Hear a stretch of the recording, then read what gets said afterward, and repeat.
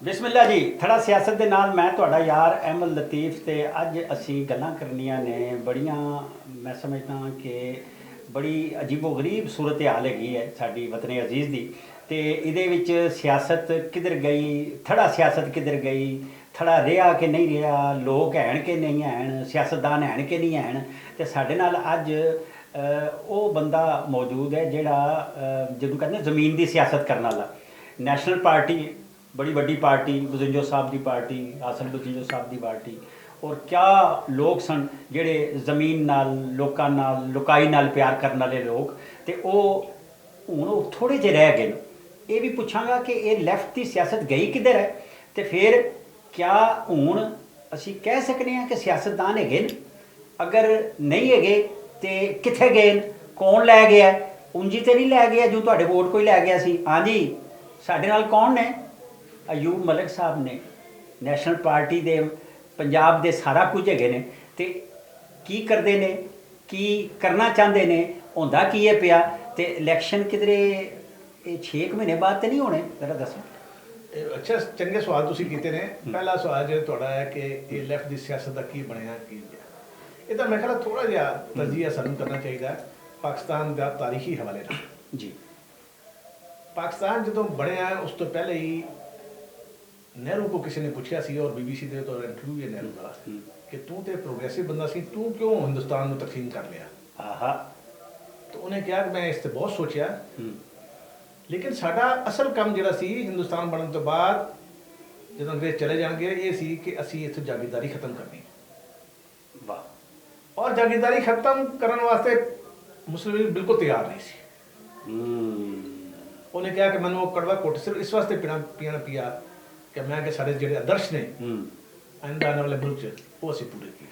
अच्छा, कांग्रेस का तो मुस्लिम लीग का बुनियादी फड्डा जड़ा या बाबा कौम का ते इन्हां दा नेहरू का ते गांधी का फड्डा बुनियादी जागीरदारी खत्म करन ना करन ते पिया सी।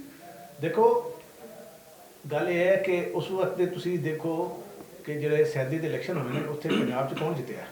मुस्लिम लीग तो नहीं जिती कदम जी। बिल्कुल यूनिस्ट और यूनिस्ट की तुसीं पूरी की पूरी देखो कि कौन लोग सन, तमाम जागीरदार, तमाम अंग्रेज़ों का जिहड़ा वो बयानियां सी वो अगे भेजते सन, और उहदे सिले च घोड़ी पाल वाले उहदे सिले च वो 5,000 एकड़ ज़मीनां ये और वो। मैं तुहानूं वक्त मिलिया तो अपने दादे दा वाक़या भी सुणावांगा। लेकिन जो तुसीं सवाल कीता सी कि लैफ्ट दा होया की है, मैं थोड़ा जिहा वो दस्सां जी कि जिसले रियासत बनी ते लैफ्ट दा जिहड़ा नज़रिया सी वो एक तो रियासत नाल वो टकराव च आ गया, और सिर्फ रियासत का नहीं आया, क्योंकि रियासत खुद नज़रियाती रियासत बन गई, और नज़रियाती रियासत बनने की वजह तो जिहड़ा साडा दानिशवर सी लैफ्ट दा वो रियासत दे नाल नाल समाज दे भी खिलाफ हो गया, या समाज उन्हां दे खिलाफ हो गया। ये है बुनियादी वजह, जिहदी वजह तो लैफ्ट जिहड़ा ना वो मुकदा चला गया। हुण हिंदुस्तान च फिर भी कुछ ना कुछ उन्होंने 2-4 जिले 2-4 सूबियां च हुकूमतां बनाइयां, चले काफ़ी अरसे तक चले। लेकिन साढ़े इत्थे क्योंकि पाकिस्तान बनने फौरन बाद एक जो सी ब्यूरोक्रेसी सी, फौज सी, यही 2 इदारे सन जिहड़े मजबूत तो मजबूत उत्तर होंदे गए। इन्होंने होर तमाम इदारे नूं खत्म कर दिता। जागीरदारी ते सरमायादारी ते कबायली सरदार ते सजादा नशीन ये तमाम इन्हां दे पहलू च बह गए, और उहदे बाएं बाजू की सियासत खत्म हो गई। एक नज़रियाती रियासत बाएं बाजू दिए बड़ा मुश्किलात ने। अच्छा, एक कंपनी दी हुकूमत सी जड़ी चली जा रही है। बिल्कुल सही लफ्ज़ तुसीं इस्तेमाल किया है। सिर्फ चेहरे का फर्क पिया है, बाकी वही सिलसिला चल रहा है। सेम उसी तरीके ना वो आगे चल रहे हैं। और तुसीं देखोगे कि जब तक एक बहुत बड़ा लोगों की तरफों कोई ये खिलाफ एक लोग नहीं होंगे, एहतजाज नहीं करते, शऊरी तौर पर एहतजाज करना, खाली एहतजाज नहीं, शऊरी तौर पर एहतजाज नहीं करते। ये सिलसिला इस तरह चलता है। तो एहतजाज किस तरह होएगा? सियासतदान तो है ही कोई नहीं। बात गल बिल्कुल तुसीं सही की है कि सियासतदान ਜਿਹੜਾ ਚੈਨਲਾਈਜ਼ ਕਰਦਾ ਹੈ, ਜਿਹੜੇ ਸ਼ਊਰ ਦੇਣ, ਜਿਹੜੇ ਆਗਾਹੀ ਦੇਣ, ਜਿਹੜੇ ਇਸ ਵਾਸਤੇ ਬੈਠੇ ਹੋਣ ਕਿ ਅੱਜ ਜ਼ਮਾਂ ਮਕਾਨ 'ਚ ਅਸੀਂ ਰਿਆਸਤ ਔਰ ਲੋਕਾਂ ਦੇ ਦਰਮਿਆਨ ਰਿਸ਼ਤਾ ਬਣਾਉਣਾ ਹੈ। ਉਹ ਰਿਸ਼ਤਾ कैसे ਬਣੇਗਾ? ਇਹ ਸਿਆਸਤਦਾਨ ਦਾ ਕੰਮ ਹੈ ਨਾ। ਕਿ ਅਸੀਂ ਬਚਪਨ ਤੋਂ ਇੱਕ ਗੱਲ ਸੁਣਦੇ ਆਏ ਹਾਂ ਕਿ ਜੀ ਸਮਾਜੀ ਤਬਦੀਲੀ ਦਾ ਸਭ ਤੋਂ ਬੜਾ ਮੁਹਰਕ ਤੇ ਸਿਆਸਤ ਹੈ। ਮੈਨੂੰ ਤਾਂ ਨਹੀਂ ਲੱਗਦਾ ਇਸ ਮੁਲਕ ਤੇ ਸਿਆਸਤ ਦਾ ਮੁਹਰਕ ਜਿਹੜਾ ਉਹ ਤਾਂ ਫਾਰਮ 45 ਹੈ, ਉਹ ਤਾਂ ਫਾਰਮ 47 ਹੈ। ਤੇ ਮੈਂ ਨਹੀਂ ਸਮਝਦਾ ਕਿ ਕੋਈ ਵੀ ਸਿਆਸੀ ਪਾਰਟੀ, ਖਾਸ ਤੌਰ ਜਿਹੜੀਆਂ ਵੱਡੀਆਂ ਪਾਰਟੀਆਂ ਨੇ, ਉਹ ਇਕੱਠੇ ਬਹਿਣ ਕੇ ਉਹ ਸਮਾਜ ਦੇ ਵਾਸਤੇ ਸੋਚਣਗੇ ਕਿ ਸਮਾਜ ਸਿਆਸਤ ਕੈਸੀ ਹੋਣੀ ਚਾਹੀਦੀ। ਲੇਕਿਨ ਇਸ ਵਕਤ ਉਹ ਫਰਦਰ ਆਪਣੇ ਸੋਚ ਰਹੇ ਨੇ। ਪਹਿਲੇ ਇਸੇ ਇਮਰਾਨ ਖਾਨ ਨੂੰ ਲੈ ਕੇ ਆਏ, ਫਿਰ ਇਮਰਾਨ ਖਾਨ ਨੂੰ ਹਟਾ ਦਿੱਤਾ, ਫਿਰ ਇਮਰਾਨ ਖਾਨ ਪਪੂਲਰ ਹੋ ਗਿਆ ਕਿਉਂਕਿ ਇਸ ਸਮਾਜ 'ਚ ਹੀਰੋਇਜ਼ਮ ਪੈਦਾ ਹੋਇਆ। ਹੀਰੋ ਵਰਸ਼ਿਪ ਤੇ ਵੀ ਗੱਲ ਕਰਨੀ ਅਸੀਂ, ਇਹ ਕੀ ਹੈ? ਦੇਖੋ ਹੀਰੋ ਵਰਸ਼ਿਪ ਜਿਹੜੀ ਨਾ, ਉਹ ਤੇ ਇਹਦੇ ਇੱਕ ਦਬੀ ਹੈ ਤੇ ਅੰਦਰ ਹੈ, ਸ੍ਰੇਸ਼ਟ ਸ਼ਾਮਿਲ ਹੈ ਹੀਰੋਇਜ਼ਮ। ਤੁਸੀਂ ਦੇਖੋ ਜੋ ਵੀ ਗੱਲ ਕਰਦਾ ਜੀ, ਉਹ ਮੁਹੰਮਦ ਬਿਨ ਕਾਸਿਮ ਆਇਆ ਸਿੰਧ ਤੋਂ, ਉਹ ਜੀ ਇਧਰੋਂ ਗੌਰੀ ਆਇਆ, ਗਜ਼ਨਵੀ ਆਏ। ਤੁਸੀਂ ਅੱਜ ਤੱਕ ਸੁਣਿਆ ਕਿ ਸਾਡੀ ਸਰਜ਼ਮੀਨ ਤੇ ਜਿਨ੍ਹਾਂ ਲੋਕਾਂ ਨੇ ਉਹਨਾਂ ਨੂੰ ਅਪੋਜ਼ ਕੀਤਾ ਉਹ ਕੌਣ ਸਨ? ਤੁਹਾਡੇ ਕਿਸੇ ਨਿਸਾਬੀ ਕਿਤਾਬ 'ਚ ਉਹਨਾਂ ਨੂੰ ਨਹੀਂ ਪੜ੍ਹਾਇਆ ਜਾਂਦਾ। ਅਸਲ ਕਿਆ ਡਾਕਟਰ ਮੁਬਾਰਕ ਅਲੀ ਕਹਿੰਦੇ ਨੇ, ਅਸਲ ਹੀਰੋ ਉਹ ਸਨ ਜਿਨ੍ਹਾਂ ਨੇ ਸਰਜ਼ਮੀਨ ਤੇ ਉਹਨਾਂ ਦਾ ਵਾਰ ਰੋਕੇ। ਲੇਕਿਨ ਤੁਹਾਡੇ ਹਮਲਾਵਰਾਂ ਦੇ ਔਰ ਹਮਲਾਵਰ ਕੋਈ ਵੀ ਹੋਣ, ਉਹ ਜ਼ਾਲਿਮ ਹੁੰਦੇ ਨੇ। ਬਿਲਕੁਲ ਇੰਝ ਹੀ ਹੈ ਕੋਈ ਵੀ ਹਮਲਾਵਰ, ਕਿਉਂਕਿ ਉਹਨਾਂ ਦਾ ਕੰਮ ਤੇ ਹੈ ਮਕਾਮੀ ਲੋਕਾਂ ਨੂੰ ਆ ਕੇ ਚੀੜ ਫਾੜ ਕਰਨਾ।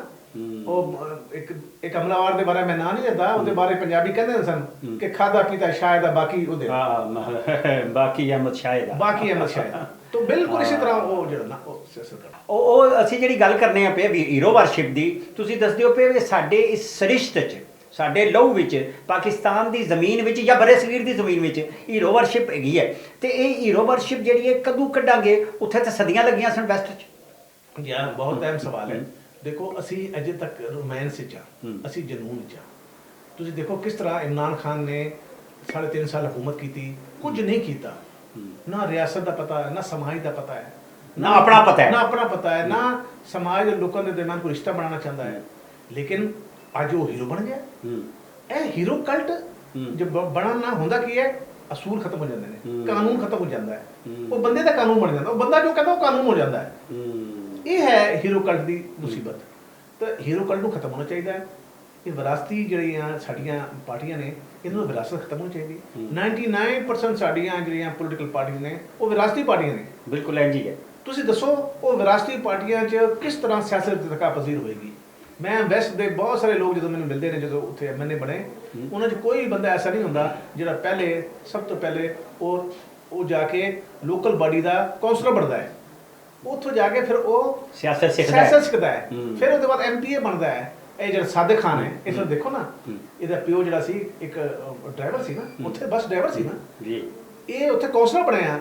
ਕੌਂਸਲਰ ਤੋਂ ਬਾਅਦ ਫਿਰ ਇਹ ਆਪਣਾ ਨੈਬ ਬਣਿਆ, ਫਿਰ ਉਹਦੇ ਬਾਅਦ ਉਹ ਯੂਨੀਅਨ ਕੌਂਸਲ ਦਾ ਬਣਿਆ, ਫਿਰ ਉਹਦੇ ਬਾਅਦ ਇਹ ਐਮਪੀ ਬਣਿਆ, ਉਹਦੇ ਬਾਅਦ ਜਾ ਕੇ ਜਨਾਂ ਮੇਅਰ ਬਣਾ, 3rd ਮੇਅਰ, ਦੁਨੀਆ ਦਾ ਵਾਹਿਦ ਬੰਦਾ ਹੈ ਜੋ ਤੀਸਰੇ ਦਫਾ ਲਗਾਤਾਰ ਮੇਅਰ ਬਣਿਆ। ਉੱਥੇ ਸਾਡੀ ਕਿਉਂ ਸਿਆਸਤ ਬਣ ਸਕਦੀ ਹੈ, ਇੱਥੇ ਕਿਉਂ ਨਹੀਂ ਹੋ ਸਕਦੀ? ਅੱਛਾ, ਸਾਡੀ ਤਾਂ ਬਲਦਿਆਤੀ ਸਿਆਸਤ ਹੋਣੀ ਨਹੀਂ, ਜਿਹੜੀ ਜਮਹੂਰੀਅਤ ਦੀ ਇਕਾਈ ਹੈਗੀ ਆ, ਉਹ ਯੂਨੀਅਨ ਕੌਂਸਲ ਨੂੰ ਟੁਰਨ ਨਹੀਂ ਦਿੰਦਾ, ਕੋਈ ਵਾਰਡ ਨੂੰ ਅਗਾ ਨਹੀਂ ਵਧਣ ਦਿੰਦਾ। ਸਾਡਾ ਐਮਪੀਏ, ਐਮਐਨਏ, ਸੈਨੇਟਰ ਈਵਨ ਉਹ ਗਲੀ ਸੜਕਾਂ ਤੇ ਨਾਲੀਆਂ ਬਣਵਾਉਣ ਲੱਗਿਆ ਹੁੰਦਾ। ਇਹ ਕਿਉਂ? ਬਿਲਕੁਲ ਸਹੀ ਹੈ ਸਾਡੀ, ਕਿਉਂਕਿ ਇਹ ਕਿਸੇ ਦੇ ਵੀ ਇੰਟਰਸਟ ਨਹੀਂ ਜੀ। ਸਿਆਸੀ ਪਾਰਟੀਆਂ ਦੇ ਮੈਂ ਬੜੇ ਸਿਆਸਤਦਾਨਾਂ ਦੇ ਮੂੰਹ 'ਚ ਸੁਣਿਆ ਕਿ ਅਸੀਂ ਕਿਉਂ ਲੋਕਲ ਬਾਡੀ ਦੇ ਇਲੈਕਸ਼ਨ ਕਰਾਈਏ। ਕਿ ਉੱਥੇ ਸਾਡੇ ਜਿਹੜੇ ਬੰਦੇ ਟਿਕਟ ਲੈਂਦੇ ਨੇ, ਉਹ 6-7 ਬੰਦੇ ਖੜੋ ਜਾਂਦੇ ਨੇ, ਤੇ ਜਿਹਨੂੰ ਟਿਕਟ ਮਿਲ ਜਾਏ, ਜਿਹਨੂੰ ਨਾ ਮਿਲੇ ਤਾਂ ਉਹ ਪਾਰਟੀ ਛੱਡ ਦਿੰਦੇ ਨੇ। ਇਹਦਾ ਮਤਲਬ ਹੈ ਕੋਈ ਨਜ਼ਰੀਆਤ ਨਹੀਂ ਹੈ ਤੁਹਾਡੀ ਪਾਰਟੀ 'ਚ। ਤੁਹਾਡੀ ਪਾਰਟੀ ਨੇ ਇਕਤਦਾਰ ਵਾਸਤੇ ਕਰਨਾ ਹੈ, ਤੇ ਇਹ ਬਹਾਨੇ ਬਣਾ ਕੇ ਉਹ ਲੋਕਲ ਬਾਡੀ ਨਹੀਂ ਕਰਦੇ। ਪਾਕਿਸਤਾਨ 'ਚ ਬਹੁਤ ਜ਼ਿਆਦਾ ਜ਼ਰੂਰੀ ਹੈ ਕਿ ਉੱਤੋਂ ਇਖਤਿਆਰਾਤ ਥੱਲੇ ਜਾਣ ਔਰ ਨੀਚੇ ਤਾਂ ਲੋਕਲ ਬਾਡੀ 'ਚ ਜਾਣ, ਤਾਂ ਕਿ ਜਮਹੂਰੀਅਤ ਔਰ ਸਿਆਸਤ इर्तका पजीर हो सके। अजे तक जमहूरियत सियासत इर्तका पजीर होने दे शुरुआत भी नहीं हुई। असी तनज़ुल पजीर हाँ, वो तनज़ुल पजीरी ही नहीं रुक रही।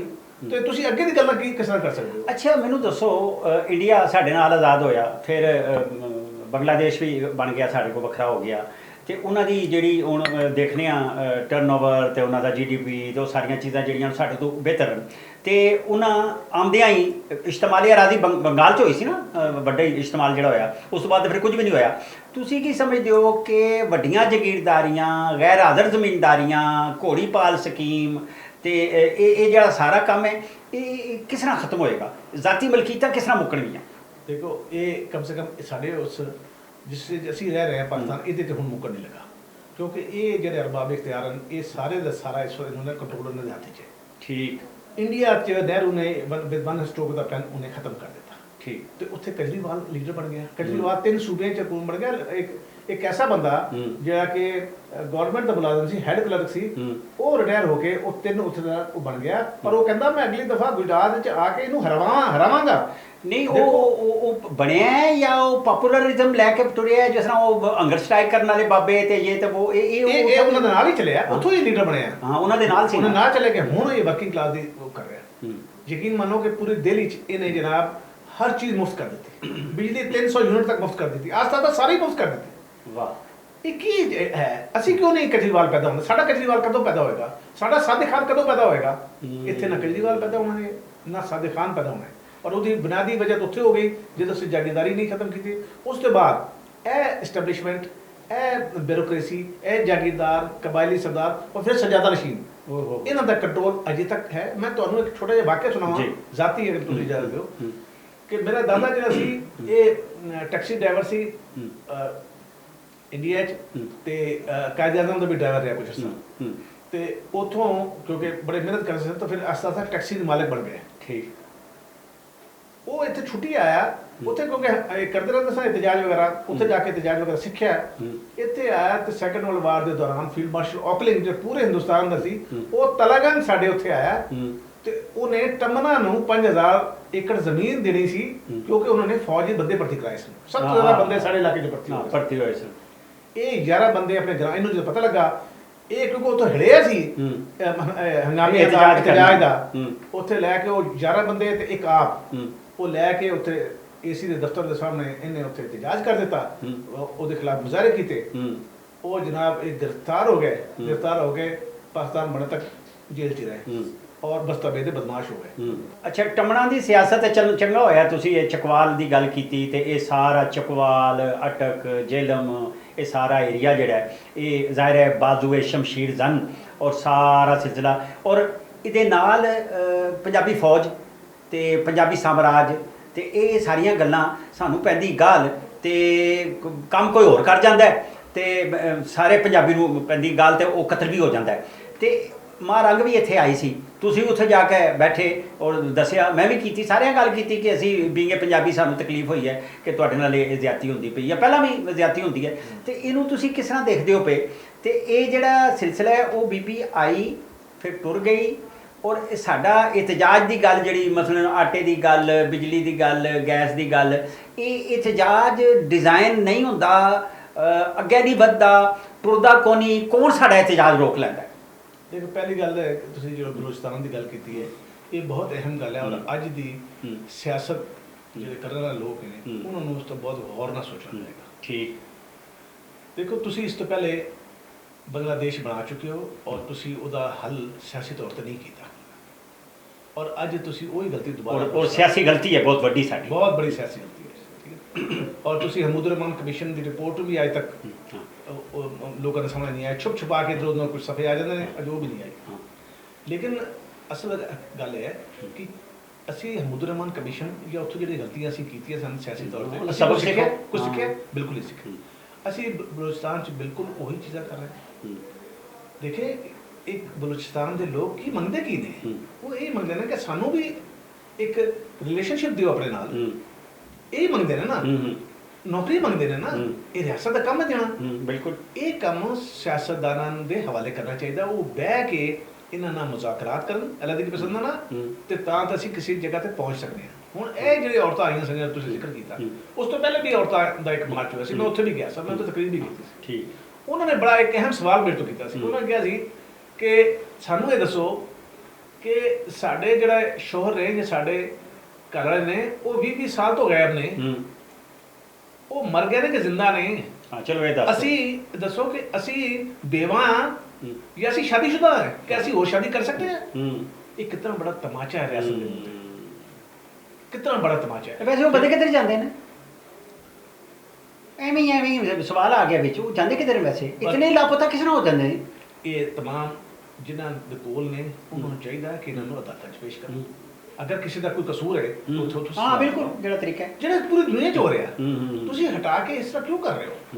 ਇਸ ਤਰ੍ਹਾਂ ਕਰਾਂਗੇ ਹੋਰ ਲੋਕ ਪਹਿਲਾਂ ਦੀ ਪਸੰਦ ਬਣਨਗੇ, ਬੇਚੈਨੀ ਵਧੇਗੀ, ਬੇਚੈਨੀ ਵਧੇਗੀ। ਹੁਣ ਜਿਸਲੇ ਇਹ ਮਾਨੂਰ ਵਗੈਰਾ ਇੱਥੇ ਆਏ ਤਾਂ ਤੁਸੀਂ ਉਹਨਾਂ ਨੂੰ ਠੰਡੇ ਪਾਣੀ ਦਾ, ਸਖਤ ਸਰਦੀ ਰਾਤ ਠੰਡੇ ਪਾਣੀ ਨਾਲ ਉਹਨਾਂ ਨੂੰ ਨਿਭਾ ਉਹ ਸਕਿਆ। ਪੰਜਾਬੀ ਦੇ ਖਿਲਾਫ ਹੋਰ ਨਫ਼ਰਤ ਜਿਹੜਾ ਨਾ ਉਹ ਪੈ ਗਈ।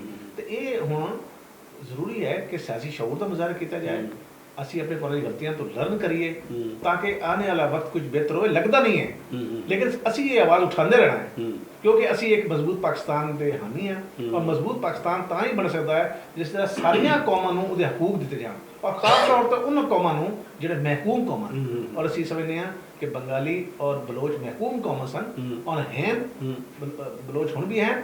ਉਹਨਾਂ ਨੂੰ ਉਹਨਾਂ ਦੇ ਸਿਆਸੀ ਦਿਓ, ਉਹਨਾਂ ਦੇ ਜੋ ਕੁਝ ਬਣਦਾ ਹੈ ਹਿੱਸਾ ਉਹਨਾਂ ਨੂੰ ਦਿਓ ਤਾਂ ਕਿ ਪਾਕਿਸਤਾਨ ਕਾਇਮ ਰਹੇ। ਹੋਰ ਕੋਈ ਤਰੀਕਾ ਨਹੀਂ, ਜ਼ਬਰਦਸਤੀ ਕੌਮਾਂ ਨੂੰ ਤੁਸੀਂ ਇਕੱਠਾ ਨਹੀਂ ਰੱਖ ਸਕਦੇ। ਅੱਛਾ, ਇਹ ਜਿਹੜੀ ਗੱਲ ਤੁਸੀਂ ਕਰਦੇ ਹੋ ਪਏ ਜ਼ਬਰਦਸਤੀ ਵਾਲੀ ਔਰ ਜ਼ਾਹਿਰ ਹੈ ਨੌਕਰੀਆਂ ਵਾਲੀ, ਇਹ ਗੱਲ ਤੇ ਸਾਰੇ ਕਰਦੇ ਨੇ ਪਏ ਔਰ ਲੋਕ ਇਸ ਮਾਮਲੇ ਵੀ ਤੱਕਦੇ ਨੇ। ਫਿਰ ਲੋਕ ਆਖਦੇ ਨੇ ਜੀ ਇਹ ਜਿਹੜਾ ਵਾਰ ਬਿਜ਼ਨਸ ਹੈ ਉਹਦਾ ਜਿਹੜਾ ਟਰਨਓਵਰ ਹੈ, ਫਿਰ ਟੈਰਰ ਬਿਜ਼ਨਸ ਹੈ ਉਹਦਾ ਟਰਨਓਵਰ ਹੈ ਔਰ ਇਹ ਸਾਰਾ ਸਿਲਸਿਲਾ ਜਿਹੜਾ ਚੱਲਦਾ ਪਿਆ ਖਿੱਤੇ ਚੰਗਾ ਪਿਛਾਂ, ਤੇ ਹੁਣ ਬਿਹਤਰ ਹਮਸਾਇਗੀ ਦੀ ਵੀ ਗੱਲ ਹੁੰਦੀ ਹੈ ਪਈ। ਔਰ ਜਿਹਨੂੰ ਕਹਿੰਦੇ ਨੇ ਬਾਰਡਰ ਮਾਰਕੀਟਾਂ ਜਿਹੜੀਆਂ ਨੇ, ਜਿਹਨੂੰ ਫ੍ਰੀ ਟ੍ਰੇਡ ਮਾਰਕੀਟਾਂ ਔਰ ਉਹਦੇ 'ਚ ਡਿਊਟੀ ਫ੍ਰੀ ਸ਼ਾਪਸ ਜਿਹਨੂੰ ਕਹਿੰਦੇ ਨੇ, ਉਹ ਵੀ ਚੱਲ ਰਹੀ ਹੈ ਗੱਲ। ਤੇ ਤੁਸੀਂ ਕੀ ਸਮਝਦੇ ਹੋ ਕਿ ਅਸੀਂ ਬੈਨ ਬਰ ਆਜ਼ਮੀ ਮਾਮਲਾ ਜਿਹੜਾ ਚੱਲ ਗਿਆ ਹੈ, ਕਿਆ ਅਸੀਂ ਬਰ ਆਜ਼ਮਾਂ ਦੀ ਸਤਹ 'ਤੇ ਸੋਚਣ ਲੱਗ ਪਈਏ ਤੇ ਏਸ਼ੀਆ ਜਿਹੜਾ ਉਹ ਅਗਲੀਆਂ ਸਦੀਆਂ ਸਾਰੀਆਂ ਲੋਕ ਆਦੇ ਨੇ ਏਸ਼ੀਆ ਦੀਆਂ ਨੇ, ਤੇ ਕਿਆ ਅਸੀਂ ਕੋਈ ਬਾਰਟਰ ਸਿਸਟਮ, ਮੁਕਾਮੀ ਕਰੰਸੀਆਂ, ਤੁਸੀਂ ਕੋਈ ਦੁਨੀਆ ਦਾ ਕੋਈ ਇਲਾਕਾ ਦੱਸ ਦਿਓ ਜਿੱਥੇ ਪੜੋਸੀ ਮੁਲਕ ਇਕੱਠੇ ਹੋ ਕੇ ਨਹੀਂ ਰਹਿੰਦੇ। ਤੁਸੀਂ ਲਾਤੀਨੀ ਅਮਰੀਕਾ ਦਾ ਜਿਹੜਾ ਹੁਣ ਕੁਝ ਥੋੜੇ ਸੇ ਬਿਹਤਰ ਹੋ ਰਹੇ ਨੇ ਲੋਕ ਹੀ ਤਾਂ ਹੀ ਬਿਹਤਰ ਹੋਏ ਜਿੱਦਾਂ ਉਹਨਾਂ ਨੂੰ ਇਲਾਕਾਈ ਤੌਰ ਤੇ ਉਹਨਾਂ ਨੇ ਆਪਣੇ ਅੰਦਰ ਇੱਕ ਗਠਜੋੜ ਪੈਦਾ ਕੀਤਾ। ਠੀਕ, ਸਾਡੇ ਵਿੱਚ ਸਾਰਕ ਬਣੇ ਹੈ ਲੇਕਿਨ ਸਾਡੀ ਨਫ਼ਰਤ ਹੈ। देखो इंडिया अगर सिर्फ सेंट्रल एशिया जाना चाहता है, अगर सेंट्रल एशिया से जाए साडा मुल्क सिर्फ हब बन जाए तो 10 ਤੋਂ 15 ਬਿਲੀਅਨ ਡਾਲਰ ਜਿਹੜੇ ਇਕਨੋਮਿਸਟ ਕਹਿੰਦੇ ਨੇ ਕਿ ਤੁਹਾਡੀ ਇਕਨੋਮੀ ਚ ਆ ਜਾਏਗਾ। ਤੁਹਾਨੂੰ ਰਾਦਾਰੀ ਦੇ ਤੌਰ ਤੇ ਲੱਭਣਾ ਤੁਹਾਨੂੰ ਰਾਦਾਰੀ ਦੇ ਤੌਰ ਤੇ ਸੂਈ ਗੈਸ ਔਰ ਈਰਾਨ ਦੇ ਨਾਲ ਜਿਹੜੇ ਗੱਲਾਂ ਬਾਤ ਚੱਲ ਰਹੀਆਂ ਉਹ ਬਿਜਲੀ ਗੈਸ ਉਹ ਤੁਹਾਡੇ ਰਾਹ ਤੇ ਕਿਉਂਕਿ ਤੁਹਾਡੇ ਜਿਹੜੇ ਵਡੇਰੇ ਨੇ ਵੱਡੇ ਮਮਾਲਿਕ ਨੇ ਜਿਨ੍ਹਾਂ ਦਾ ਤੁਸੀਂ ਪੂਰੀ ਜ਼ਿੰਦਗੀ ਖਾਧਾ ਪੀਤਾ ਉਹ ਰੁਕਾਵਟ ਬਣਦੇ ਨੇ। ਅਫਗਾਨਿਸਤਾਨ ਨਾਲ ਤਾਲੁਕਾਤ ਬਹੁਤ ਬਿਹਤਰ ਹੋਣੇ ਚਾਹੀਦੇ ਨੇ ਔਰ ਉਹ ਸ਼ੁਰੂ ਤੋਂ ਹੀ ਇਹ ਤਾਲਿਬਾਨ ਨੂੰ ਕਦੀ ਅਸੀਂ ਸਪੋਰਟ ਨਹੀਂ ਸੀ ਕਰਨਾ ਚਾਹੀਦਾ। ਸਾਡੀ ਸਪੋਰਟ ਦੇ ਵਿੱਚ ਤਾਂ ਅੱਜ ਤਾਲਿਬਾਨ ਆਏ ਨੇ, ਉੱਥੇ ਔਰਤਾਂ ਦਾ ਤਸਲੀਰ ਹੋ ਰਹੀ ਹੈ, ਔਰਤਾਂ ਤਾਲੀਮ ਨਹੀਂ ਹਾਸਿਲ ਕਰ ਸਕਦੀਆਂ। ਉਹਦੇ ਬਾਵਜੂਦ ਵੀ ਇਹ ਤਾਂ ਉਹਨਾਂ ਦਾ ਆਪਣਾ ਕੰਮ ਹੈ ਤੇ ਅਸੀਂ ਬਗੈਰ ਪੜੋਸੀਆਂ ਨਾਲ ਐਕਸੀਡੈਂਟ ਤਾਲੁਕਾਤ ਬਣਾਏ ਬਗੈਰ ਰਹਿ ਨਹੀਂ ਸਕਦੇ। ਉਹਦੀ ਵਜ੍ਹਾ ਹੈ ਕਿਉਂਕਿ ਅਸੀਂ ਖੁਦ ਤੋਂ ਕੁਝ ਪ੍ਰੋਡਿਊਸ ਕਰਦੇ ਨਹੀਂ ਹੈ। ਬਿਲਕੁਲ ਸਾਡੇ यहाँ ਦੋ ਹੀ ਚੀਜ਼ਾਂ ਦੀ ਕੀਮਤਾਂ बढ़ ਰਹੀਆਂ ਨੇ, ਇੱਕ ਪ੍ਰਾਪਰਟੀ ਦੀ बढ़ती ਕਦੀ ਕਦੀ ਅਗਰ ਅੱਛਾ ਮਾਹੌਲ ਆ ਜਾਏ, ਠੀਕ ਹੈ ਨਾ, ਤੇ ਔਰ ਕਦੀ ਕਦੀ ਐਕਸਚੇਂਜ ਰੇਟ बढ़ ਜਾਂਦਾ ਹੈ। ਬਸ ਦੋਵੇਂ ਪੈਦਾ ਕੁਝ ਵੀ ਨਹੀਂ ਕਰ ਰਹੇ, ਦੋਵੇਂ ਪ੍ਰੋਡਿਊਸ ਕੁਝ ਨਹੀਂ ਕਰ ਗੈਰ ਪੈਦਾਵਾਰੀ ਕੰਮ ਹੈ। ਗੈਰ ਪੈਦਾਵਾਰੀ ਦੇ ਤੁਹਾਡੇ ਇੰਡਸਟਰੀਲਾਈਜੇਸ਼ਨ ਨਹੀਂ ਲੱਗੀ, ਵੱਡੀ ਇੰਡਸਟਰੀਲਾਈਜੇਸ਼ਨ ਨਹੀਂ ਲੱਗੀ। ਹਰ ਸਾਲ 40 ਲੱਖ ਨਏ ਨੌਜਵਾਨ ਪੈਦਾ ਹੋ ਜਾਂਦੇ ਨੇ ਜਿਨ੍ਹਾਂ ਨੂੰ ਨੌਕਰੀ ਦੀ ਜ਼ਰੂਰਤ ਹੈ। ਤੇ ਇਹ ਜਿਹੜਾ ਸੀਪੈਕ ਗੇਮ ਚੇਂਜਰ ਇਹ ਕੋਈ ਐਵੇਂ ਤਵਲਾ ਹੈ, ਕੋਈ ਗੱਲ ਹੈ ਕਿ ਐਵੇਂ ਡਰਾਮੇ ਇਹ ਜਿਹੜਾ ਤੁਸੀਂ ਮਿਸ ਕਰ ਦਿੱਤਾ ਨਾ ਜਿਹੜੇ ਨਵਾਜ਼ ਸ਼ਰੀਫ ਦੇ ਦੌਰ 'ਚ ਸੀਪੈਕ ਨੂੰ ਅਗਰ ਚੱਲਣ ਦਿੰਦੇ ਤੇ ਮੈਂ ਸਮਝਦਾ ਕਿ ਇਹ ਜਿਹੜੀ ਰੋਡ ਕਨੈਕਟੀਵਿਟੀ ਹੈ ਬਹੁਤ ਅਹਿਮ ਚੀਜ਼ ਹੈ ਜੀ, ਠੀਕ ਹੈ ਨਾ। ਚੀਨ ਅਗਰ ਆਪਣਾ जो तेल है वो बजाय इंडियन ओशन तो गुजारन दे वो गवादर ते ले आंदा उत्थों पाइपां ते जांदा, ਉਹਦਾ ਵੀ ਬਹੁਤ ਬੜਾ ਫਾਇਦਾ ਹੋ ਜਾਣਾ ਸੀ ਤੇ ਸਾਡਾ ਵੀ ਬਹੁਤ ਬੜਾ ਫਾਇਦਾ ਹੋ ਜਾਣਾ ਸੀ।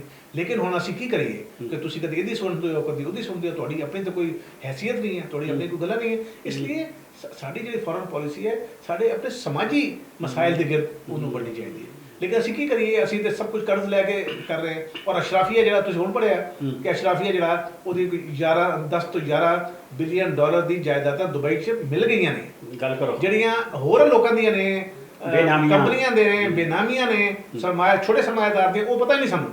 ਇਹ ਵੱਡੇ ਵੱਡੇ ਜਿਹੜੀ ਚੀਜ਼ਾਂ ਨਿਕਲੀਆਂ, ਦੱਸੋ ਉਹ ਅਗਰ ਇਨਵੈਸਟਮੈਂਟ ਪਾਕਿਸਤਾਨ 'ਚ ਹੁੰਦੀ ਤਾਂ ਅਸੀਂ ਅੱਜ ਕਿੱਥੇ ਪਹੁੰਚਣਾ ਸੀ।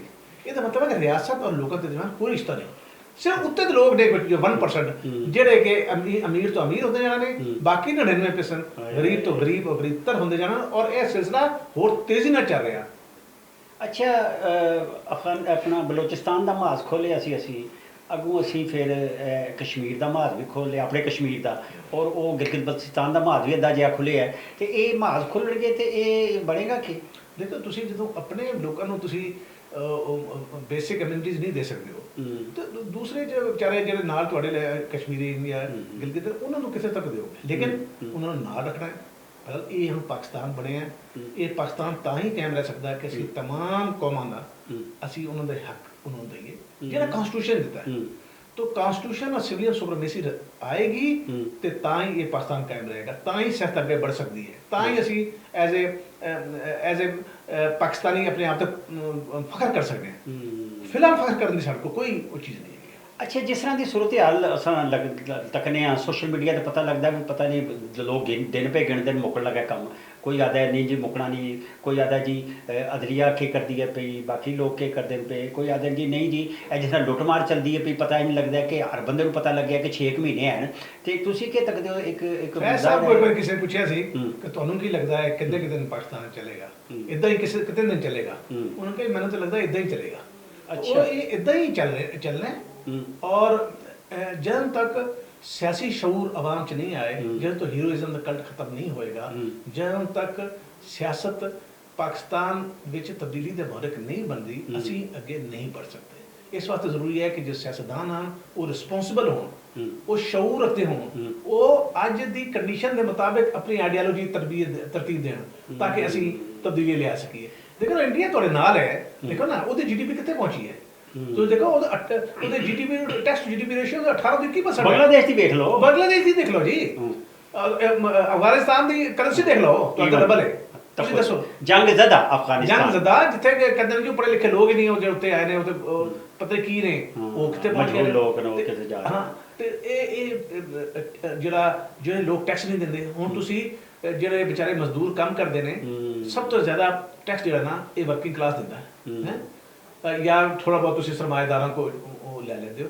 बाकी जो जागीरदार ने ये तो 0.3% GDP का हिस्सा देते हैं, 0.3%, और जबकि इन्हें कंट्रीब्यूशन 21% है।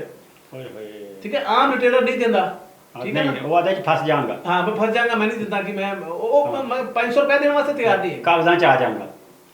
ਤੁਸੀਂ ਉਧਾਰ ਲੈ ਕੇ ਇਕਨੋਮੀ ਚਲਾ ਰਹੇ ਹੋ, ਜਿਹੜੀ ਇਕਨੋਮੀ ਉਧਾਰ ਤੇ ਚੱਲੇ, ਜਿੱਥੇ ਲੋਕਾਂ ਦੀ ਪੈਨਸ਼ਨ ਉਧਾਰ ਤੇ ਮਿਲਣ, ਉਹ ਬੜਾ ਮੁਸ਼ਕਿਲ ਹੋ ਜਾਂਦਾ। ਇਸ ਵਾਸਤੇ ਸਾਨੂੰ ਬੜਾ ਸੋਚ ਸਮਝ ਕੇ ਸਿਆਸਤ ਦੇ ਜ਼ਰੀਏ ਅੱਗੇ ਵਧਣਾ ਚਾਹੀਦਾ ਹੈ। ਜਿਹੜੇ ਇਦਾਰੇ ਸਿਆਸਤ ਦੇ ਵਿੱਚ ਆਉਂਦੇ ਨੇ, ਮੁਲਵਿਸ ਹੁੰਦੇ ਨੇ, ਉਹਨਾਂ ਨੂੰ ਸੋਚਣਾ ਚਾਹੀਦਾ ਹੈ। ਆਇਨ ਦੀ ਸੁਪਰਮੇਸੀ ਹੋਣੀ ਚਾਹੀਦੀ ਹੈ, ਆਇਨ ਦੇ ਜ਼ਰੀਏ ਅਸੀਂ ਅੱਗੇ बढ़ ਸਕਦੇ ਹਾਂ। ਇਹ ਪੂਰੇ ਯੂਰਪ ਤੋਂ ਸਾਨੂੰ ਸਬਕ ਮਿਲਿਆ। ਅਗਰ ਅਸੀਂ ਇਹ ਨਾ ਕੀਤਾ, ਦੂਸਰੀ ਇੱਕ ਜੋ ਬੜੀ ਅਹਿਮ ਚੀਜ਼ ਹੈ ਕਿ ਆਇਨ ਦੀ ਗੱਲ ਤੇ ਸੁਣਿਆ ਮੌਲਵੀ ਸਾਹਿਬ ਵੀ ਕਰਦੇ ਨੇ ਪਏ ਜੀ, ਉਹ ਬੜੀ ਡਾਢੀ ਗੱਲ ਕੀਤੀ, ਉਹਨਾਂ ਨੇ ਆਖਿਆ ਕਿ ਬਸ ਜੀ ਬਹੁਤ ਹੋ ਗਿਆ ਜੀ, ਆਇਨ ਦੇ ਮੁਤਾਬਿਕ ਚੱਲਣੇ। ਹਾਂ, ਉਹ ਠੀਕ ਹੈ, ਮੈਂ ਉਹਦੇ ਬਾਰੇ ਕੁਝ ਜ਼ਿਆਦਾ ਨਹੀਂ ਕਹਿਣਾ ਚਾਹਤਾ। ਸਿਵਲੀਅਨ ਸੁਪਰਮੇਸੀ ਹੋਏਗੀ ਤੇ ਲੋਕਾਂ ਨੂੰ ਉਹਦੇ ਇਖਤਿਆਰਾਤ ਵੀ ਮਿਲਣਗੇ, ਸਿਵਲੀਅਨ ਸੁਪਰਮੇਸੀ ਹੋਏਗੀ ਤੇ ਬਲੋਚਿਸਤਾਨ 'ਚ ਵੀ ਲੋਕਾਂ ਨੂੰ ਇਖਤਿਆਰ ਮਿਲਣਗੇ, ਹਿਊਮਨ ਰਾਈਟਸ ਵੀ ਮਿਲਣਗੇ। ਅਸੀਂ ਤਾਂ ਹੀ ਅੱਗੇ बढ़ ਸਕਦੇ ਹਾਂ। ਇਹ ਨਾ ਹੋਇਆ ਤੇ ਕੁਝ ਵੀ ਨਹੀਂ ਅੱਗੇ बढ़ ਜਾ। ਅੱਛਾ, ਤੇ ਇਹ ਕਿਸ ਪਾਰਟੀ ਨੂੰ ਐਤਕੀ ਜ਼ਿਆਦਾ ਨੁਕਸਾਨ ਹੋਇਆ ਹੈ? ਮੇਲ ਮਿਲਾਪ ਨਾਲ, ਅੰਡਰ ਹੈਂਡ ਔਰ ਰਲ ਮਿਲ ਕੇ, ਇਹ ਕਿਹੜੀ ਪਾਰਟੀ ਸਿਆਸੀ ਪਾਰਟੀ ਨੂੰ ਨੁਕਸਾਨ ਹੋਇਆ ਹੈ? ਕੁਝ ਸਿਆਸੀ ਪਾਰਟੀਆਂ ਨੇ, ਕੋਈ ਜਥੇ ਨੇ, ਕੋਈ ਮੁਸੱਲਾ ਸਿਆਸੀ ਪਾਰਟੀਆਂ ਨੇ, ਕਿਸ ਨੂੰ ਹੋਇਆ ਨੁਕਸਾਨ? ਤੁਸੀਂ ਦੇਖੋ ਨਾ, ਹੁਣ ਇਸ ਦਫਾ ਦੇ ਜਿਹੜਾ ਇਲੈਕਸ਼ਨ ਨੇ ਇਹਦੇ 'ਚ ਕਈ ਚੀਜ਼ਾਂ ਤੇ ਐਸੀ ਹੋਈਆਂ ਜੋ ਪਹਿਲੀ ਵਾਰੀ ਹੋਈਆਂ ਜੀ। ਬਲੋਚਿਸਤਾਨ 'ਚ ਕਈ ਲੋਕ ਐਸੇ ਜਿੱਤੇ ਨੇ ਜਿਨ੍ਹਾਂ ਨਾਲ ਸਿਆਸਤ ਦਾ ਤਾਲੁਕ ਸਿਰ ਪੈਰੀ ਕੋਈ, ਜਿਨ੍ਹਾਂ ਨੇ 10 ਲੋਕ ਵੀ ਜਿਹਨਾਂ ਨੂੰ ਉਹਤੇ ਨਹੀਂ ਜਾਣਦੇ, ਉਹ ਲੋਕ ਵੀ ਜਿੱਤ ਗਏ ਨੇ, ਉਹਨਾਂ ਦੇ 2 ਪੁੱਤਰ ਵੀ ਜਿੱਤ ਗਏ ਨੇ, ਉਹਨਾਂ ਦੇ ਇੱਕ ਦਮਾਦ ਵੀ ਜਿੱਤ ਗਿਆ। ਸੁਭਾਨ ਅੱਲਾਹ। ਔਰ ਚੱਲ ਰਿਹਾ ਸਿਲਸਿਲਾ। ਅੱਛਾ, ਉਹਨਾਂ ਨੂੰ ਲਿਆਉਣ ਦਾ ਮਕਸਦ ਕੀ ਹੈ? ਉਹ ਆ ਕੇ ਕੰਟਰੀਬਿਊਟ ਕੀ ਕਰਨਗੇ? ਅਸੀਂ ਕਹਿੰਦੇ ਸਿਆਸਤ ਮੁਹਰਕ ਹੋਏਗਾ, ਬਈ ਉਹਨਾਂ ਨੂੰ ਤਾਂ ਪਤਾ ਹੀ ਨਹੀਂ ਹੈ ਸਮਾਜ ਕੀ ਹੈ, ਉਹ ਤਾਂ ਇਦਰਾਕ ਹੀ ਨਹੀਂ ਹੈ। ਤੇ ਇੱਕ ਤੇ ਇਹ ਬੜਾ ਮਸਲਾ। ਦੂਸਰਾ ਜਿਹੜਾ ਤੁਸੀਂ ਇਸ਼ਾਰਾ ਕਰ ਰਹੇ ਹੋ, ਦੇਖੋ ਨਾ, ਅਸੀਂ ਸਾਡੇ ਵੱਡੇ ਕਹਿੰਦੇ ਸਨ ਬਿਜ਼ਨਸ ਸਾਹਿਬ ਵਗੈਰਾ ਕਿ ਜੀ ਜਿਸ ਦਿਨ ਪੰਜਾਬ 'ਚ ਐਂਟੀ ਐਸਟੈਬਲਿਸ਼ਮੈਂਟ ਰਵੱਈਆ ਉਭਰੇਗਾ, ਉਸ ਦਿਨ ਪਾਕਿਸਤਾਨ ਇੱਕ ਬਿਹਤਰੀਨ ਫੈਡਰੇਸ਼ਨ ਬਣ ਜਾਏਗਾ। ਹੁਣ ਤੇ ਰਵੱਈਆ ਤਾਂ ਉਭਰਿਆ ਹੈ, ਬਿਲਕੁਲ ਉਭਰਿਆ, ਲੇਕਿਨ ਉਹਦੇ ਨਾਲ ਨਾਲ ਹੀਰੋਇਜ਼ਮ ਹੈ। ਕੌਣ ਹੀਰੋ ਬਣਦਾ ਹੈ? ਕਦੀ ਇੱਕ ਪਾਰਟੀ ਕਹਿੰਦੀ ਹੈ ਵੋਟ ਨੂੰ ਇੱਜ਼ਤ ਦਿਓ, ਠੀਕ ਹੈ ਨਾ, ਫਿਰ ਉਹੀ ਜਿਹੜਾ ਬੂਟ ਨੂੰ ਇੱਜ਼ਤ ਦਿਓ। ਫਿਰ ਇੱਕ ਜਿਹੜਾ ਇਮਰਾਨ ਖਾਨ ਹੈ, ਉਹ ਉਹਨਾਂ ਦੇ ਬਲਬੂਤੇ ਤੇ ਆਉਂਦਾ ਹੈ, ਮੋਢਿਆਂ ਚੜ ਕੇ ਆਉਂਦਾ ਹੈ, ਫਿਰ ਉਹਨਾਂ ਨੂੰ ਕੁਝ ਹੋਰ ਕਰਨ ਲੱਗ ਪੈਂਦਾ ਹੈ, ਔਰ ਅੱਜ ਫਿਰ ਦੁਬਾਰਾ ਉਹਨਾਂ ਨੂੰ ਕਰਨਾ। ਤੇ ਜਦੋਂ ਤੱਕ ਅਸੀਂ ਸਿਆਸਤਦਾਨ ਇੱਕ ਜਗ੍ਹਾ ਬਹਿ ਕੇ ਸਾਰੇ ਸਿਆਸਤਦਾਨ ਪੁਰਾਣੀਆਂ ਗੱਲਾਂ ਭੁੱਲ ਜਾਈਏ, ਸਮਾਜ ਦੀ ਗੱਲ ਕਰੀਏ, ਸਿਆਸਤ ਦੀ ਗੱਲ ਕਰੀਏ। ਇਮਰਾਨ ਖਾਨ ਦੀ ਪਾਰਟੀ ਨੂੰ ਚਾਹੀਦਾ ਕਿ ਉਹ ਬੈਠਣ, ਉਹ ਗੱਲ ਕਰਨ ਦੂਸਰੇ ਪਾਰਟੀ ਨਾਲ। ਕਿਉਂਕਿ ਗੱਲ ਕਰਨ ਦੇ ਬਗੈਰ ਅਸੀਂ ਅੱਗੇ ਨਹੀਂ बढ़ ਸਕਦੇ। ਦੁਨੀਆ ਦੀ ਕੋਈ ਐਸੀ ਮਿਸਾਲ ਨਹੀਂ ਹੈ ਕਿ ਸਿਆਸਤਦਾਨ, ਬਈ ਸਿਆਸਤ ਕੀ ਹੈ? ਸਿਆਸਤ ਇਹ ਕਿ ਇੱਕ ਕਹਿੰਦਾ ਕਿ ਮੈਂ ਇਸ ਤਰ੍ਹਾਂ ਪਾਕਿਸਤਾਨ ਬਿਹਤਰ ਹੋ ਸਕਦਾ, ਇੱਕ ਕਹਿੰਦਾ ਨਹੀਂ ਇਸ ਤਰ੍ਹਾਂ ਬਿਹਤਰ ਹੋ ਸਕਦਾ। ਫਰਕ ਇਹ ਹੈ ਨਾ, ਨਜ਼ਰੀਏ ਦਾ ਇੱਕ ਫਰਕ ਹੈ ਨਾ ਥੋੜਾ ਬਹੁਤ। ਵਰਨਾ ਤਾਂ ਅਸੀਂ ਸਭ ਪਾਕਿਸਤਾਨੀ ਹਾਂ ਨਾ, ਅਸੀਂ ਸਾਰੇ ਚਾਹੁੰਦੇ ਹਾਂ ਕਿ ਪਾਕਿਸਤਾਨ ਜੋ ਹੈ ਨਾ ਬਿਹਤਰ ਹੋ ਜਾਏ। ਤੇ ਇਹਦੇ ਵਾਸਤੇ ਜਿਹਦੇ ਵਾਸਤੇ ਬੈਠੇ ਹੈ ਉਹਦੇ ਵਾਸਤੇ ਗੱਲ ਕਰਨ ਦਾ ਤਿਆਰ ਨਹੀਂ ਹੈਗਾ। ਜ਼ਾਤੀਆਤ ਸਾਡਾ ਆਪਣਾ ਅੰਦਰ ਕੋਈ ਬੰਦਾ ਬੈਠਾ ਹੈ ਜਿਹੜਾ ਉਹ ਅਨਾ ਜਿਹੜੀ ਸਾਡੀ ਹੈ ਉਹ ਸਾਨੂੰ ਨਹੀਂ ਦਿੰਦੇ।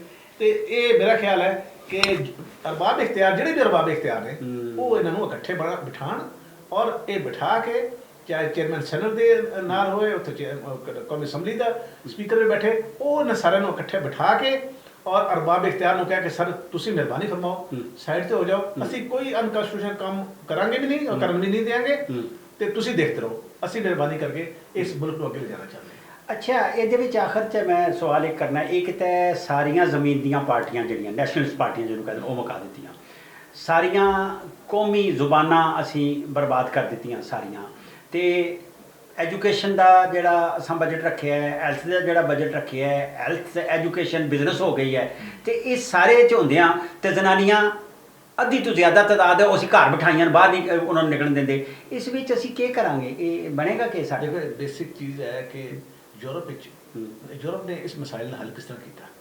ਯੂਰਪ ਵਿੱਚ ਬਾਦਸ਼ਾਹ ਔਰ ਕਲਰਜੀ ਮਿਲ ਕੇ ਯਾਨੀ ਪੋਪ ਬਾਦਸ਼ਾਹ ਮਿਲ ਕੇ ਉਹਨਾਂ ਨੇ ਪੂਰਾ ਸਮਾਜ ਦੇ ਉੱਤੇ ਕਬਜ਼ਾ ਕੀਤਾ ਸੀ। ਠੀਕ, ਬਾਦਸ਼ਾਹ ਜਿਹੜਾ ਸੀ ਪੋਪ ਜਿਹੜਾ ਸੀ ਉੱਥੇ ਦੇ ਜਾਗੀਰਦਾਰਾਂ ਨੂੰ ਪੋਪ ਦੇ ਅਹੁਦੇ ਦੇ ਦਿੰਦਾ ਸੀ, ਜਾਗੀਰਦਾਰਾਂ ਦੇ ਬੱਚਿਆਂ ਨੂੰ ਉਹਦੇ ਮਿਲ ਜਾਂਦੇ ਸਨ, ਉਹ ਉਹਦੇ ਲੈ ਕੇ ਲੋਕਾਂ ਨੂੰ ਆਪਣਾ ਬਰਜ਼ਖ ਔਰ ਉੱਥੇ ਉਹਨਾਂ ਦੇ ਵੋਟ ਸਾਡੇ ਇੱਥੇ ਪੀਰ ਬਣ ਜਾਂਦੇ ਸਨ, ਹਾਂ ਉਹਨਾਂ ਨੂੰ ਆਲਮੇ ਬਰਜ਼ਖ ਹੀ ਲੈ ਜਾਂਦੇ ਸਨ, ਉਹਨਾਂ ਨੂੰ ਪੈਸੇ ਮਿਲਦੇ ਰਹਿੰਦੇ ਸਨ, ਉਹਨਾਂ ਨੂੰ ਮਜ਼ਹਬ ਦਾ ਕੋਈ ਪਤਾ ਨਹੀਂ ਸੀ, ਲੇਕਿਨ ਐਕਸਪਲੋਇਟੇਸ਼ਨ ਕਰਦੇ ਰਹੇ। ਫਿਰ ਇੱਕ ਦਿਨ ਮਾਰਟਨ ਲੂਥਰ ਆਇਆ, ਉਹਨੇ 29 ਲਾਇਆ, ਉਹਨੇ ਕਿਹਾ ਅੱਜ ਤੋਂ ਬਾਅਦ ਇਸ ਚਰਚ ਇਹ ਖੁਦਾ ਔਰ ਬੰਦੇ ਦੇ ਦੀਵਾਨ ਕਿਸੇ ਚਰਚ ਦੀ ਜ਼ਰੂਰਤ ਨਹੀਂ, ਕਿਸੇ ਬੰਦੇ ਦੀ ਜ਼ਰੂਰਤ ਨਹੀਂ, ਕਿਸੇ ਵਿਚੋਲੇ ਦੀ ਲੋੜ ਨਹੀਂ, ਬੰਦਾ ਡਾਇਰੈਕਟ ਗੱਲ ਕਰੇਗਾ। ਸਾਡੀ ਰਿਆਸਤ ਨੇ ਇੱਕ ਐਸਾ ਬਿਆਨੀਆ ਬਣਾਇਆ ਹੈ ਕਿ ਸੈਕੂਲਰਿਜ਼ਮ ਨੂੰ ਉਹਨਾਂ ਨੇ ਲਾਦੀਨੀਅਤ ਕਹਿ ਦਿੱਤਾ ਹੈ ਔਰ ਉਹਦੇ ਉੱਤੇ ਬਹਿ ਗਈ ਹੈ ਔਰ ਐਸਾ ਬੈਠੀ ਹੈ ਕਿ ਹਰ ਬੰਦਾ ਇਹ ਸਮਝਦਾ ਹੈ, ਜਦ ਲੈਫਟ ਵਾਲੇ ਲੋਕ ਗੱਲ ਕਰਦੇ ਨੇ ਤਾਂ ਕਹਿੰਦੇ ਨੇ ਜੀ ਉਹ ਤੇ ਲਾਦੀਨੀਅਤ ਹੈ। ਦੇਖੋ ਯੂਰਪ ਦੇ ਵਿੱਚ ਤੇ ਸੈਕੂਲਰਿਜ਼ਮ ਬਣ ਗਿਆ ਨਾ, ਰਿਆਸਤ ਤੇ ਜਿਹੜੀ ਨਾ ਉਹ ਮਜ਼ਹਬ ਵੱਖਰਾ ਨਿਊਟਰਲ ਹੋ ਗਈ, ਬਿਲਕੁਲ ਨਿਊਟਰਲ ਹੋ ਗਈ। ਲੇਕਿਨ ਕਿਆ ਯੂਰਪ ਵਿੱਚ ਮਜ਼ਹਬ ਖਤਮ ਹੋ ਗਏ? ਫਿਰਕੇ ਖਤਮ ਹੋ ਗਏ? ਫਿਰਕੇ ਵੀ ਮੌਜੂਦ ਹੈ, ਮਜ਼ਹਬ ਵੀ ਮੌਜੂਦ ਹੈ ਔਰ ਰਿਆਸਤ ਸਾਰਿਆਂ ਦੇ ਸਿਰ ਤੇ ਹੱਥ ਰੱਖਦੀ ਹੈ, ਤਮਾਮ ਫਿਰਕਿਆਂ ਦੇ ਸਿਰ ਤੇ ਹੱਥ ਰੱਖਦੀ, ਜਿਹੜੇ ਮਜ਼ਹਬ ਨੂੰ ਨਹੀਂ ਮੰਨਦੇ ਉਹਨਾਂ ਨੂੰ ਵੀ ਉਹ ਗਾਰੰਟੀ ਦਿੰਦੀ ਹੈ। ਬਿਲਕੁਲ, ਤੇ ਉਹਦੀ ਵਜ੍ਹਾ ਉਸ ਨਾਲ ਕੀ ਹੋਇਆ ਕਿ ਅਸੀਂ ਅੱਜ ਅੱਗੇ ਔਰਤਾਂ ਦੇ ਹਕੂਕ ਦੇ ਨਾਲ ਵੀ ਇਹੀ ਹੋ ਰਿਹਾ, ਸਭ ਤੋਂ ਵੱਡੀ ਚੀਜ਼ ਹੈ। ਇਸ ਲਈ ਜਿਹੜੇ ਮਜ਼ਲੂਮ ਤਬਕਾਤ ਨੇ ਯਾਨੀ ਕਿ ਔਰਤਾਂ, ਲੇਬਰ, ਕਿਸਾਨ, ਤਾਲਿਬ ਇਲਮ, ਮਾਈਨੋਰਿਟੀ, ਇਹਨਾਂ ਦਾ ਔਰ ਨਾਲ ਮਹਿਕੂਮ ਕੌਮਾਂ, ਇਹਨਾਂ ਦੇ ਹਕੂਕ ਤੁਸੀਂ ਨਹੀਂ ਦਿਓਗੇ ਜਿਹੜੇ ਕਿ ਕਨਸਟੀਟਿਊਸ਼ਨ ਨੇ ਦਿੱਤੇ ਨੇ, ਵਿੱਚ ਕਨਸਟੀਟਿਊਸ਼ਨ ਨੇ ਗਾਰੰਟੀ ਕੀਤਾ ਹੈ, ਠੀਕ ਤੁਸੀਂ ਉਹ ਕਰੋ। ਇਹ ਇੱਕ ਵਾਹਿਦ ਹੱਲ ਹੈ, ਯਹੀ ਚਿਰਾਗ ਜਲੇਂਗੇ ਤਾਂ ਰੋਸ਼ਨੀ ਹੋਗੀ, ਹੋਰ ਕੋਈ ਤਰੀਕਾ ਕੰਮ ਨਹੀਂ।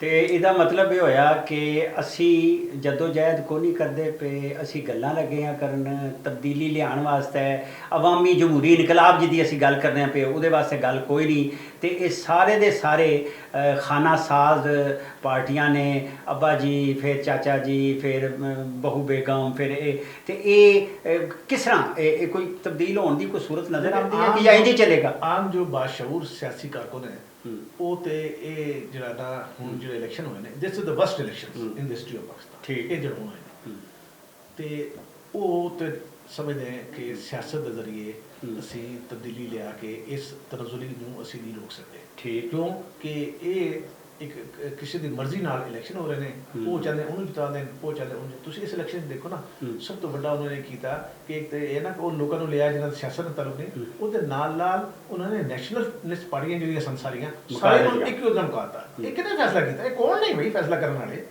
ਇਹ ਆਵਾਮ ਨੇ ਜਾਂ ਉੱਤੇ ਕੋਈ ਬੈਠਾ ਹੈ? ਇੱਕ ਜੁੰਬਿਸ਼ ਕਲਮ ਨਾ ਉਹਨਾਂ ਤਮਾਮ ਨੈਸ਼ਨਲਿਸਟਾਂ ਨੂੰ ਜਿਹੜਾ ਨਾ। ਅੱਛਾ, ਜ਼ਰਦਾਰੀ ਸਾਹਿਬ ਤੁਹਾਨੂੰ ਨਹੀਂ ਆਖਿਆ ਜੇ 3 ਵੀ ਨਾ ਦਿੰਦੇ 4 ਵੀ ਦਿੰਦੇ ਤੇ ਕੀ ਕਰ ਲੈਂਦੇ? ਅੱਛਾ ਨਹੀਂ, ਐਸੀ ਗੱਲ ਕੋਈ ਨਹੀਂ। ਲੇਕਿਨ ਇਹ ਹੈ ਕਿ ਸਾਨੂੰ ਇਹ ਚਾਹੀਦਾ ਹੈ ਕਿ ਅਸੀਂ ਜਿੱਥੇ ਹਾਂ ਉਹਨਾਂ ਉਸ ਕਦਮਾਂ ਤੇ ਖੜੇ ਰਹੀਏ। ਅਗਰ ਅਸੀਂ ਖੜੇ ਨਹੀਂ ਹੋਏ ਉਸ ਕਦਮਾਂ ਤੇ ਬੜਾ ਮੁਸ਼ਕਿਲ ਹੈ ਕਿ ਅਗਰ ਅਸੀਂ ਕਹੀਏ ਕਿ ਨਹੀਂ ਅਸੀਂ ਐਸਟੈਬਲਿਸ਼ਮੈਂਟ ਦੇ ਨਾਲ ਕਰਕੇ ਅੱਗੇ ਵਧ ਜਾਈਏ, ਤੁਸੀਂ ਅੱਗੇ ਨਹੀਂ ਵਧ ਰਹੇ, ਤੁਹਾਡਾ ਸਮਾਜ ਪਿੱਛੇ ਜਾ ਰਿਹਾ। ਅੱਛਾ, ਤੁਹਾਡਾ ਕਿ 2.5 ਸਾਲ ਵਾਲਾ ਜਿਹੜਾ ਤੈਅ ਹੋਇਆ ਸੀ ਉੱਥੇ ਬਲੋਚਿਸਤਾਨ 'ਚ, 2.5 ਸਾਲ ਤੁਹਾਡੀ ਹੁਕੂਮਤ ਹੈ, ਪਿਛਲੀ ਮੈਂ ਹੁਕੂਮਤ ਦੀ ਗੱਲ ਕਰਨਾ, ਹੁਣ ਕਿਆ ਇੱਥੇ ਵੀ 2.5 ਸਾਲ ਵਾਲਾ ਕੰਮ ਤੈਅ ਹੋਇਆ? नहीं, सानू फर्स्ट हैंड इन्फॉर्मेशन नहीं है कि 2.5 साल का तय हो जाए या नहीं हुआ, या हो भी जाए आवाम नू इतना कोई गरज नहीं है कि 2.5 साल वो आ जाए तो 2.5 साल वो आए। जो महंगाई हो रही है, जो देखो किसानों ना की हो रहा है, देखो सही ना किसानों ना पंजाब ना की हो रहा है कि उन्होंने बेचारा दे उन्होंने अनाज उन्होंने कणक दा की हाल कीता है, उन्होंने उधार ते सारा काम करते हैं, बीज उधार ते लेंदे ने, सब्जी उधार ते लेंदे ने, उन्होंने उधार वापस करना है, उन्होंने अपने बच्चे दी शादी करनी है, ਉਹਨਾਂ ਨੇ ਅੱਗੇ बढ़ना ਹੈ, ਉਹ ਰੁਕੇ ਨੇ। ਤੇ ਉਹ ਕਣਕ ਦਾ ਰੇਟ ਕੱਢਿਆ ਤੇ ਕਣਕ ਲੈਂਦੇ ਨਹੀਂ, ਤੇ ਕਣਕ ਵਿਕਦੀ ਹੈ ਪਈ, ਤੇ ਉਹਨਾਂ ਦੇ ਵਿਚੋਲੇ ਲੈ ਕੇ ਜਾਂਦੇ ਨੇ ਪਏ, ਤੇ ਤੁਸੀਂ ਕਣਕ ਮੰਗਵਾ ਵੀ ਲਈ ਸੀ ਬਾਹਰ। ਸਾਰੇ ਗੋਦਾਮ ਤੁਹਾਡੇ Full ਨੇ। ਇੰਪੋਰਟਡ ਗੰਨਾਂ ਨਾਲ ਭਰੇ ਪਏ ਨੇ, ਤੇ ਫਿਰ ਇਹ ਤੁਸੀਂ ਕਿਉਂ ਕਿੱਥੇ ਰੱਖੋਗੇ? ਇਹਦਾ ਮਤਲਬ ਹੈ ਕਿ ਇਹ ਸਿਰਫ ਇੱਕ ਅਸ਼ਰਾਫੀਆ ਹੈ ਜਿਹੜੇ ਆਪਣੇ ਮਨਪਸੰਦ ਫੈਸਲੇ ਦੇ ਨਾਲ ਸਮਾਜ ਨੂੰ ਚਲਾ ਰਿਹਾ ਹੈ। ਇਸ ਵਾਸਤੇ ਕਨਸਟੀਟਿਊਸ਼ਨ ਵਿੱਚ ਆਉਣਾ ਚਾਹੀਦਾ ਹੈ। ਅਜੇ ਤੱਕ ਕਨਸਟੀਟਿਊਸ਼ਨ ਬਰਾਏ ਨਾਮ ਹੈ, ਸਿਰਫ ਇੱਕ ਨਾਂ ਕਨਸਟੀਟਿਊਸ਼ਨ ਦਾ ਰਹਿ ਗਿਆ ਨਾ, ਬਾਕੀ ਕੁਝ ਨਹੀਂ। ਹਾਏ, ਬੜੀਆਂ ਗੱਲਾਂ ਨੇ, ਦੁੱਖ ਬੜੇ ਨੇ। ਆਮ ਆਦਮੀ ਦੀ ਗੱਲ, ਥੜੇ ਦੀ ਗੱਲ ਕੋਈ ਗੱਲ ਨਹੀਂ ਕਰਦਾ ਪਿਆ। ਸਾਡਾ ਥੜਾ ਵੀ ਜਿਹੜਾ ਨਾ ਉਹ ਚੁੱਕ ਕੇ ਲੈ ਗਏ ਨੇ, ਸਾਡੇ ਮੌਸਮ ਚੁੱਕ ਕੇ ਲੈ ਗਏ ਨੇ, ਸਾਡੇ ਦਿਨ, ਖੁਸ਼ੀਆਂ, ਰੰਗ ਰੋਸ਼ਨੀ ਸਾਰੀ ਚਲੀ ਗਈ ਹੈ। ਤੇ ਕੀ ਕਰੀਏ, ਜ਼ੁਬਾਨਾਂ ਵੀ ਗਈਆਂ, ਅਦਬ ਵੀ ਗਿਆ, ਆਮ ਆਦਮੀ ਵੀ ਗਿਆ। ਹੁਣ ਗੱਲਾਂ ਕਰਦੇ ਕਰਦੇ ਅਸੀਂ ਰੋ ਪੈਂਦੇ ਹਾਂ, ਕਦੇ ਹੱਸ ਪੈਂਦੇ ਹਾਂ। ਆਪਣੇ ਆਪ ਨੂੰ ਬਚਾਉਣ ਵਾਸਤੇ ਅਯੂਬ ਮਲਿਕ ਸਾਹਿਬ ਸਾਡੇ ਨਾਲ ਸਨ, ਪੰਜਾਬ ਨੈਸ਼ਨਲ ਪਾਰਟੀ ਦੇ ਪ੍ਰੈਜ਼ੀਡੈਂਟ ਹੈਗੇ ਨੇ, ਤੇ ਇਹ ਸਾਰਾ ਮੰਜ਼ਰ ਸਾਡੇ ਸਾਹਮਣੇ ਹੈ। ਆਮ ਆਦਮੀ ਦੀ ਗੱਲ ਕਰਦੇ ਨੇ। ਬੜੀ ਮਿਹਰਬਾਨੀ ਮਲਿਕ ਸਾਹਿਬ, ਤੁਸੀਂ ਸਾਨੂੰ ਅੱਜ ਟਾਈਮ ਦਿੱਤਾ, ਤੇ ਅਸੀਂ ਕੋਈ ਦੁੱਖ ਦੀਆਂ ਗੱਲਾਂ, ਪਾਕਿਸਤਾਨ ਅੱਗੇ ਵਧਾਉਣ ਦੀਆਂ ਗੱਲਾਂ ਕਰ ਲਈਆਂ ਨੇ। ਅੱਲਾ ਬੇਲੀ।